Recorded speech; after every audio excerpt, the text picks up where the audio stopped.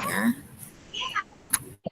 Analyze, kemudian ada descriptive statistik, kemudian ada cross tab ya, klik. Nah, di sini yang namanya tabel cross tab, namanya tabel, berarti dia terdiri dari baris dan kolom. Kita bisa menentukan sendiri yang mana ditaruh sebagai kolom, yang mana ditaruh atau kita letakkan sebagai baris. Sekarang kita masukkan coba jenis kelamin ke row ya, tuh cemplungin ke situ. Kemudian kita mau masukkan bidang pekerjaan ke kolom. Nah, ada dua ya, jadi ada dua variabel. Kemudian kalau misalnya saya butuh lagi variabel yang lain yang ada di kolom. Jadi kalau bentuknya seperti ini, maka kita bisa nambahkan layer yang lain ya. Tambahkan layer yang lain di kolom. Nah, kita masukkan aja apa ya, pendidikan, masuk di layer yang pertama. Ya, masukkan ke situ. Ya, nah lihat nih. Ini kan ada layer one of one. Jadi di sini baru ada layer 1. Sekarang saya mau punya 2. Maka next ya. Next, kita masukkan lagi status karyawan. Nah, gitu ya. Kemudian di tempat itu display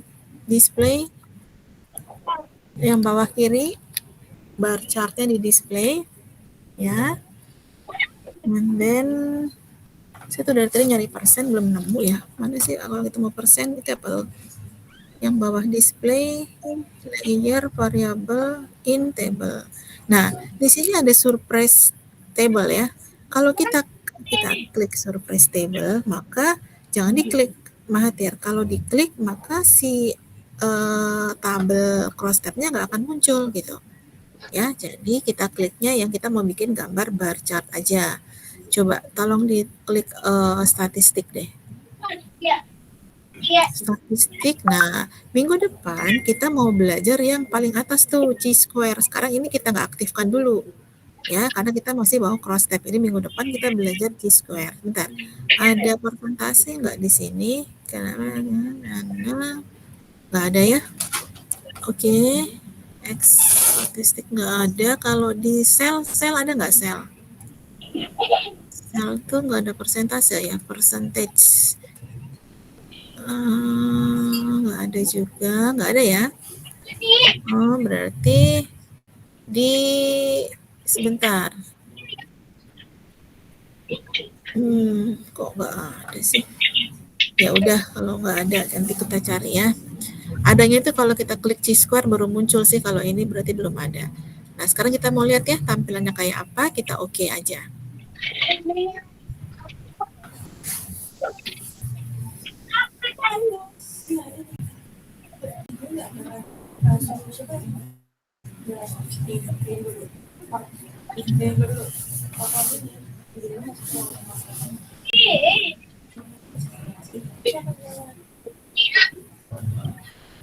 Nah, lihat tampilannya. Nah, tampilannya kan kayak gini ya. Jadi ini namanya yang atas dulu ya, saya jelaskan. Di atas judulnya ada tulisan cross tab. Nah, kemudian ada tabel ya. Tabel pertama itu adalah case processing summary. Di sini coba lihat. Terbaca ya, valid, data yang valid terbaca oleh SPSS ada 75 Mahathir. Missing ada 3, yang tidak terbaca ada 3. And then kalau di total berarti ada 75 yang terbaca dan 3 yang hilang. Jadi kalau di total ada 78. Gitu. Kenapa missing yang 3 ya? Berarti titik-titik aja tuh, dia bacanya hanya titik aja. Nah, terus tabel yang kedua yang tadi kita bilang jenis kelamin, tadi kan kita tulis row-nya apa tadi, row-nya sih? Jenis kelamin ya tadi row-nya ya. Nah, di sini jadi bidang kerja kenapa aja? Tadi udah benar ya Mahathir yang masukinnya ya? Nah, jadi gini, layernya adalah tadi row-nya jenis kelamin ya, benar. Bidang kerja, terus nanti di sini ada pendidikan, itu menjadi layer, sama status karyawan itu menjadi layer. Jadi ada dua kayak gini. Nah, data atau tabel ini bisa digunakan kalau contohnya apa Bu kalau kita mau pakai ini? Contohnya kalau kita mau mendata hasil survei. Ketika besok kalian ini akan mengerjakan kansi engineering, yaitu kansi engineering itu apa ya? Suatu metode untuk pengembangan kemasan. Nah, di awal itu menentukan dulu kata-kata kansi. Nah, bisa kita hasil survei kita buat seperti ini dulu supaya kita ketahuan. Nah, coba Mahathir agak ke atas lagi, ke atas. Nah, op. Nah, kalau saya punya pertanyaan, kalian bisa jawab nggak? Ada berapakah pegawai pegawai pria yang bekerja di bagian produksi tapi belum menikah dan sarjana?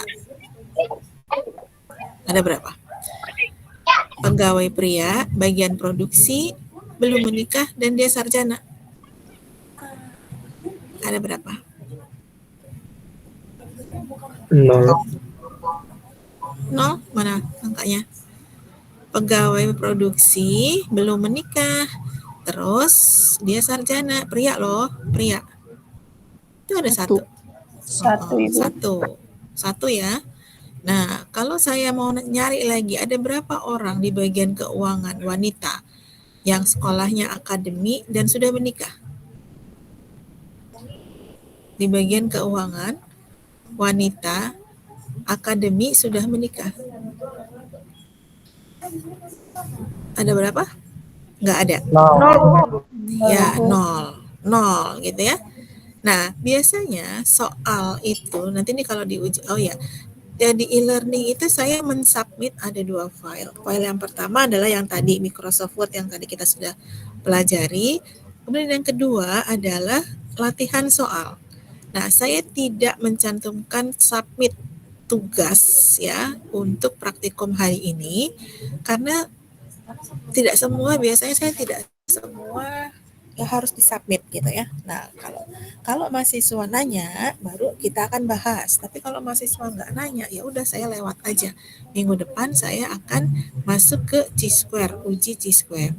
Jadi biasanya kalau misalnya ada latihan, terus saya tidak minta kalian submit, biasanya malah itulah soal ujian menjadi salah satu soal ujian gitu loh. Ujian tengah semester biasanya ya. Jadi karena saya tidak minta kalian submit, ya, tidak berarti kalian terus skip aja gitu. Nggak disubmit, udahlah saya nggak usah ngerjakan gitu ya. Ini saya sangat ingin mendidik kalian bahwa kalian itu sudah menjadi seorang mahasiswa, bukan siswa lagi. Bukan siswa SMA, tapi kalian adalah mahasiswa yang semuanya harus bisa mandiri. Jadi artinya ketika ada latihan soal, boleh bikin boleh enggak silahkan, saya tidak akan memaksa kalian harus membuat, karena itu saya cuma ngetes nih, saya nggak kasih submit gitu ya. Mudah-mudahan kalian membuka dan mencoba untuk latihan itu ya.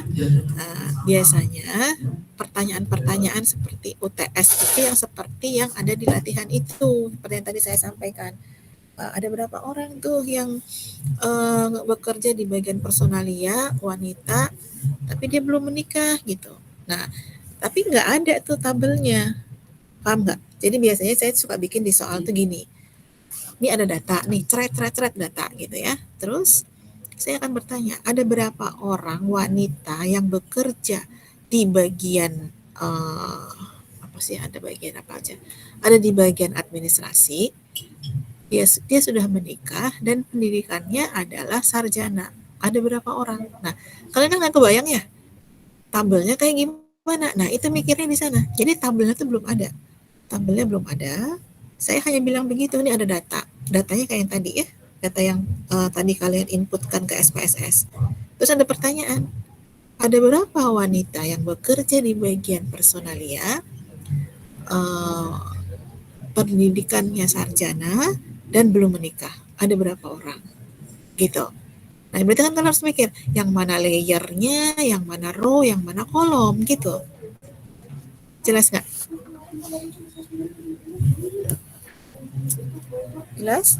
Nah, itu ada di latihan soal. Nah, kalian tinggal bikin gimana ininya, apa tabelnya gitu. Nah, kalau pertanyaan saya berikutnya, ada berapa jumlah total pegawai di sini? Pria dan wanita. Ada berapa? Ada berapa? Coba ke bawah, Mahathir.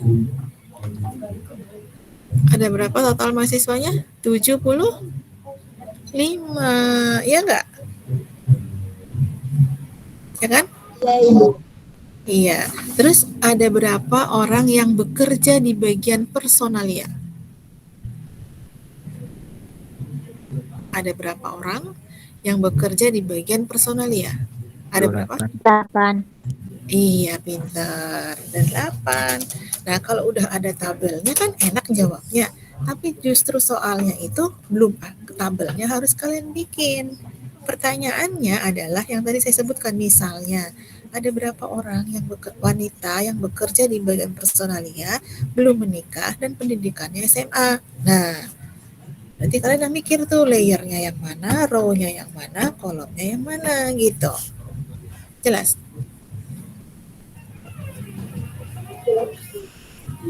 Jelas? Oke. Nah, ini baru contoh ya. Ini baru contoh untuk yang ada layernya.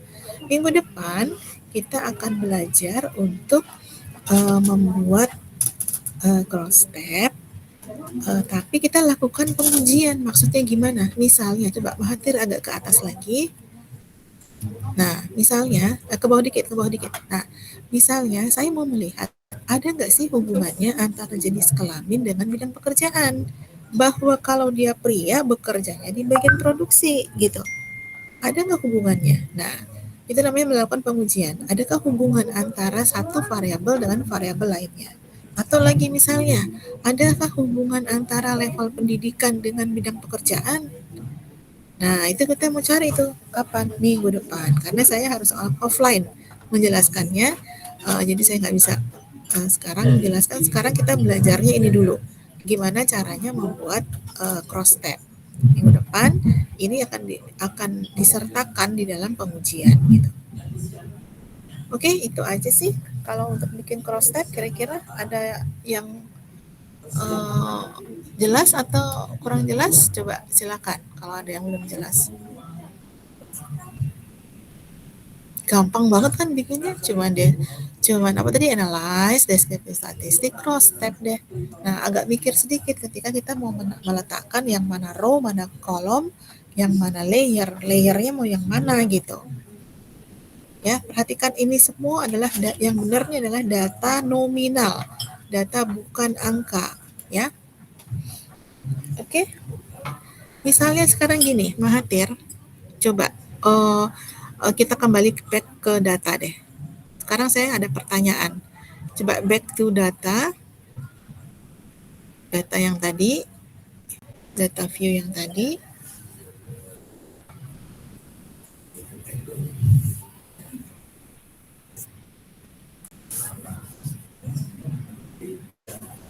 Ya, oke. Sekarang usia ini kan berarti dia angka kan ya. Saya mau tahu Pak Mahathir, gimana caranya kita menggunakan SPSS untuk mencari nilai rata-rata dari usia ini? Gimana caranya? Tetap analyze ya. Analyze and then kayak kemarin deskriptif statistik, terus frekuensi, ya pintar. Lalu dicemplungin mana yang mau dicari ya, usia and then statistik. Ya, yang dicari apa tadi? Min, rata-rata tuh min. Min, min. Mean. Bukan itu. Nah, min, median, modus. Termasuk nilai tertinggi, nilai terendah ada di menggunakan ini, ya. Oke, continue. Oke.